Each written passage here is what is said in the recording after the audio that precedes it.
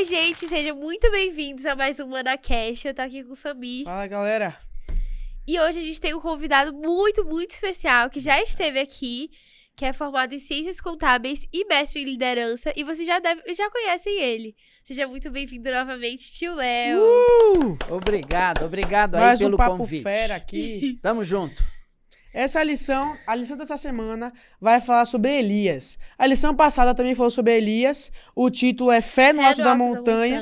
E o nosso título é Dúvida no Vale. A gente vai se aprofundar um pouco mais na história de Elias e trazer um ponto de vista muito top. Então fica aqui até o final, que eu tenho certeza que você vai perceber alguma coisa aí que pelo menos você não sabia. Isso eu te garanto. Isso aí. E se inscrevam também aqui no nosso canal. Sigam a gente no Instagram e sigam o tio Léo e a Adra. É isso. A história de Elias, a parte que a gente vai contar aqui agora, é um episódio bem específico e, na minha opinião, um dos principais da história de Elias, que foi a questão de toda a repercussão que teve com a vitória que Deus deu para ele contra aquela galera toda que estava contra ele. Pois é. Foi uma galera grande, assim, vários sacerdotes, que não eram para ser sacerdotes, vamos combinar, mas eram sacerdotes, que não, que tinham seus deuses, que tinham seu pessoal, assim, que a gente sabe que para nós cristãos não é o certo. E Elias chegou e mostrou que nosso Deus é o verdadeiro Deus, é o Deus Todo-Poderoso que a gente crê. Mas e aí, tio Léo, a gente quer saber um pouquinho de você. O que é que você achou dessa história? A história de Elias, para mim, é fantástica, né? Eu gosto da história de Elias, porque ela traz muitas lições para nós, né? Nesse episódio em específico, né, Elias ali no Monte Carmelo, a gente observa assim o entusiasmo dele em fazer valer aquilo que Deus havia estabelecido, né? O verdadeiro Deus da adoração, né?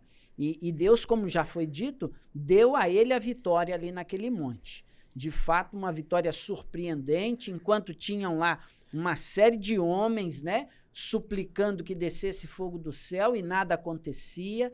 Elias constantemente, né, induzindo para que eles gritem mais alto, falem mais alto, né, deve estar dormindo e por aí vai. Parecia até um pouco de comédia. Ele desdenhou da cara dos adversários. Exatamente. Nesse contexto todo, depois que eles tiveram a oportunidade deles, Elias entra e o sacrifício é consumido com fogo vindo do céu. Eu acho que até essa é uma humilhação até maior, porque eles duvidaram do nosso Deus e Elias, ele estava numa situação bem complicada. Ele estava rodeado de um povo estrangeiro que era completamente contra ele. Estava contra, assim, vamos falar que era um combate. Ele contra os outros sacerdotes, os outros homens que estavam do outro lado.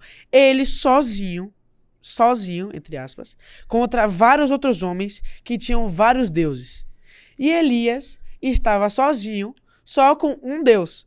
O pessoal aquela galera lá que tava contra ele, você achou, esse cara aí não é de nada. O cara tá sozinho contra vários sacerdotes e o cara só tem um Deus pra adorar, enquanto a gente tem centenas de deuses, ele não vai conseguir fazer nada. E só que o que eles não sabiam era que o nosso Deus é o verdadeiro Deus, o Deus Todo-Poderoso. Enquanto todos os sacerdotes clamavam, nada acontecia, Elias pediu e o Deus, nosso Deus Todo-Poderoso, fez acontecer. Pois é, foi nesse contexto que Elias, então, né, elimina todos esses sacerdotes que ali estavam, né, homens que de fato não adoravam ao Deus verdadeiro. A partir desse momento, os problemas acontecem, porque foi aí que ao Jezabel, ao descobrir, ao saber o que tinha acontecido, ela determinou, né, um limite, um tempo de vida para Elias. Ela vira e fala, olha, até amanhã você vai deixar de estar vivo, né? Ela dá a ele, assim, uma sentença de morte. Uma sentença de morte. É até uma questão, assim... Eu acho que se acontecesse isso, por exemplo, perto de mim, no dia de hoje, por exemplo, eu acharia até mais vergonhoso ainda. Porque, por exemplo, você tá jogando, um exemplo, você tá jogando um jogo, aí o seu amigo vai ganhar de você nesse jogo. E só por causa que ele ganhou de você nesse jogo, você vai e faz uma coisa dessas com ele, tipo, é algo assim, sem nexo. Ela tava num nível tão alto de desespero, acho que também até de vergonha e tudo, que ela decretou a morte de Elias por conta que ele tinha vencido essa vitória, e o preço dessa vitória pro povo deles foi a eliminação, foi a morte desses sacerdotes. A grande verdade é que ela tinha o poder, né? O poder da caneta. Aham. Ela e o seu esposo, o rei Acabe, eles tinham, portanto, poder para mandar matar. E aí entra o problema vivido por Elias ali naquele momento. Ele teve medo. Ele teve medo porque ele se viu literalmente entre a cruz e a espada. A rainha dizendo ou dando a ele a sentença de morte. E foi neste contexto que a lição desenrolou a história que a gente vai conversar um pouquinho hoje, né? Ele teve medo, como o senhor mesmo falou, e por causa desse medo, dessa angústia que ele teve no coração, de que a vida dele chegaria ao fim, ele, meteu o pé, fugiu, se escondeu, andou. Era um andarilho, saiu andando por tudo quanto era lugar, só para não ser pego pelo exército brabo de Jezabel que estava atrás dele, porque ela tinha decretado a morte dele. E ele tremeu na base. Não é fácil, eu diria, né, a situação vivida por Elias naquele momento, né? Como eu disse, ela tinha poder para mandar matar, né? E a partir do momento que ela manda matar, ele de fato começa a correr. Uhum. E qualquer um teria feito isso. né? Bate Com em certeza. retirada, exatamente. A gente, por mais que essa vida seja difícil, a gente não quer sofrer a morte, né? Não quer passar pela morte.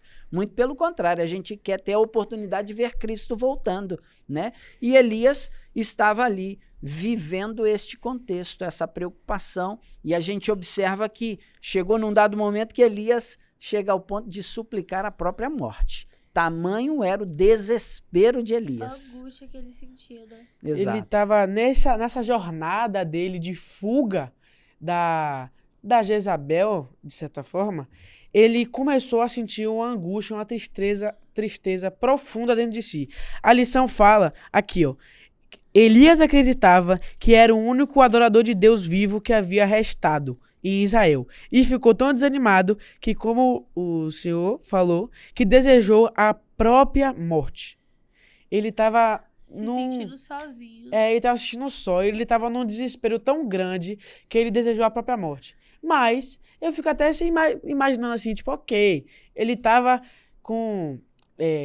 entre a cruz e a espada, o cara estava prestes a morrer praticamente, sabe? Mas ele já tinha passado por tanta coisa. ele tinha passado por tanta coisa, ele tinha acabado de fazer uma vitória fenomenal lá no Monte Carmelo, mas mesmo assim ele teve medo. E por causa desse medo, ele chegou à depressão profunda e até pedir a própria morte para Deus. Mas, como a gente viu na lição, a gente vê na Bíblia, a gente vê no nosso cotidiano, Deus nunca nos abandona. Deus sempre está com nós e ele estava com Elias o tempo todo. É interessante a gente lembrar que a vida da gente é Montanha-russa. uma Altos e montanha-russa. baixos. São altos e baixos, exatamente, né? Na vida de Elias não foi diferente. Se você observar a trajetória dele, a gente vai ver isso, né? Em determinado momento, Elias estava lá na crista da onda, né? Em determinados momentos, ele estava no vale. E a lição traz exatamente esse momento vivido por Elias aqui. Ele no vale, naquele momento de angústia, num quadro talvez aqui, se a gente pode dizer, depressivo, né? Porque ele, como já foi dito, estava se sentindo só. Ele acreditava ser o único adorador de Deus ou do Deus verdadeiro ali naquele momento. Ele pensava que mais ninguém além dele tinha ainda preservado os princípios morais, éticos, religiosos, né? E se vê aí nessa situação, não é nada fácil, como a gente observa na vida de Elias. Ele, mesmo se sentindo só, ele nunca esteve só. Tanto que, num dado momento, quando ele pediu, que eu tinha falado anteriormente, que o Senhor também, como ele pediu que o Senhor tirasse sua própria vida, Deus mandou um anjo para ele. Para que o anjo o acalmasse e deixasse ele, de certa forma, mais tranquilo. Eu, com certeza, se estivesse nessa situação, com medo de que até Deus poderia ter me abandonado, algo do tipo, porque, né, nossa cabeça, nossa mente... Viaja, né? Nossa mente viaja. Mesmo a gente tendo a certeza de que a vitória é nossa, de que o nosso Deus tá conosco, quando vem alguma adversidade, a gente fica... Será que meu Deus me abandonou? Será que ele não tá comigo? Será? E aí, eu tenho certeza que Elias pensou isso. Mas Deus provou que sempre esteve com ele e que nunca saiu de perto dele, tanto que mandou um anjo para o acalmá-lo e tenho certeza que deixou ele mais tranquilo. Pois é, esse anjo proporcionou até uma refeição para ele, né? Vai lá, desperta ele em 2 momentos e diz, ó, se alimenta. Logo depois de alimentar-se, diz o relato que ele caminhou por 40 dias, né? E aí olha o medo do homem. Ele se viu em uma outra situação, porque aí ele vai para dentro de uma caverna, né? Se escondeu. Ele estava fugindo de Jezabel, do povo de Jezabel que estava atrás dele, mas também eu tenho a impressão de que só do fato dele ter fugido, ele também deve ter sentido dentro de si uma certa vergonha. Porque no decorrer do tempo, 40 dias, imagina a gente 5 minutos pensa tanta coisa, imagina 40 dias andando, sem celular, sem internet, sem nada. Ele deve ter pensado muita coisa também, e tipo, isso pode ter agravado ainda mais a tristeza que ele sentia, mas eu tenho certeza que como Deus estava sempre com ele, ele também deve ter pensado e, tipo, fortalecido mais a fé nele, e tipo, ficado mais tranquilo. E como a lição mesmo falou, ele entrou na caverna, e ficou lá, se escondendo. E por conta dessa vergonha que ele tinha, como eu tinha falado, dele ter fugido e etc., ele ter medo, eu acho que ele tentou até se esconder do próprio Deus dele. Como a gente faz muito hoje em dia também, né? Quando a gente faz algo de errado, a gente tenta se esconder, tenta fugir do nosso Deus. E ele tenta ir atrás da gente para nos salvar, mas a nossa vergonha, a nossa angústia é tanta que a gente se esconde e se afasta dele. Exatamente, né? Esse é um problema dos dias atuais, né? É muito comum, às vezes, os próprios adultos, né? Como também os adolescentes, se fecharem, né? Saírem do convívio ou abandonarem o convívio das outras pessoas. É muito comum essa reclusão.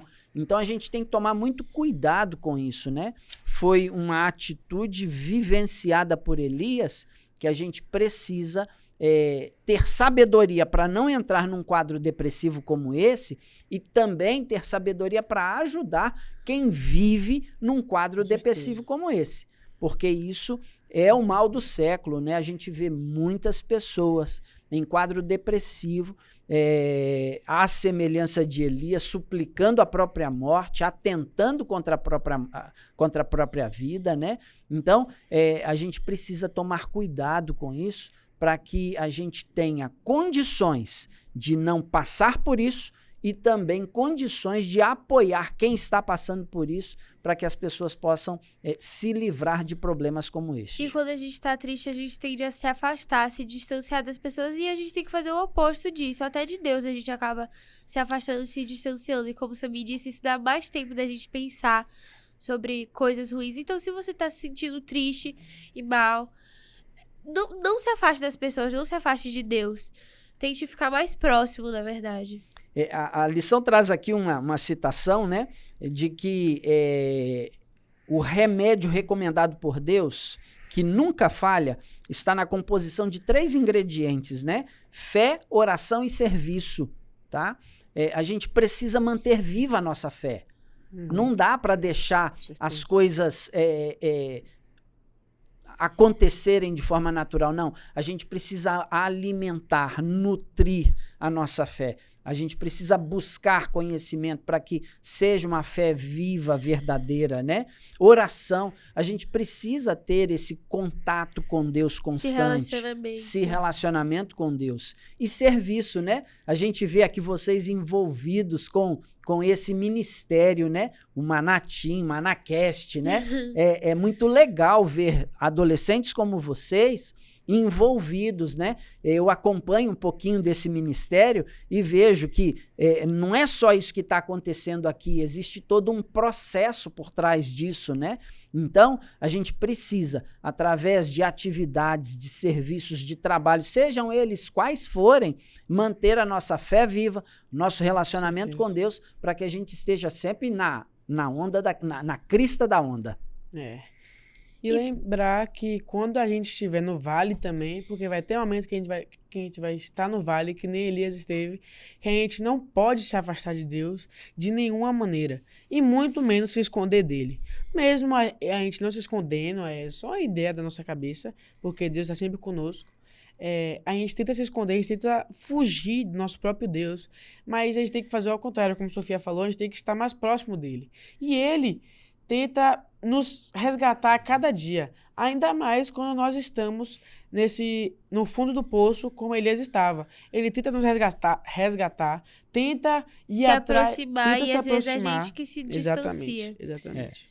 Eu queria pedir pra você orar pra gente encerrar. Ok, vamos orar. Vamos. Querido Deus, queremos te agradecer pelas bênçãos, pelo teu cuidado, agradecer, Senhor, pelo privilégio que tu nos dás de vermos histórias que nos ajudam a compreender aquilo que tu esperas de cada um de nós.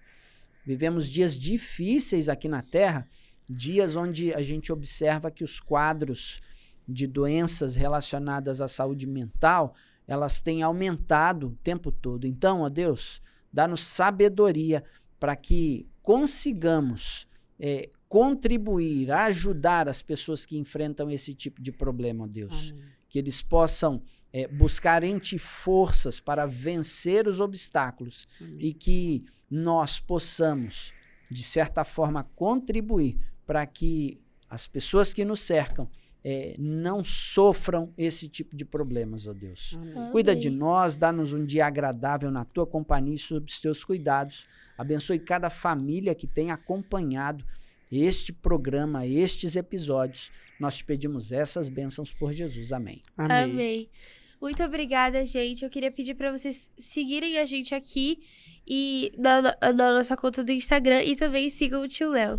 Valeu, Tchau. galera. Valeu, meu tio Léo. Valeu. Obrigada, Conversa top tio. demais. Espero que você realmente tenha tirado alguma lição importante desse bate-papo que a gente teve aqui. Se liga nos próximos episódios, que tá muito massa esse Manacast. Fica com a gente. Valeu.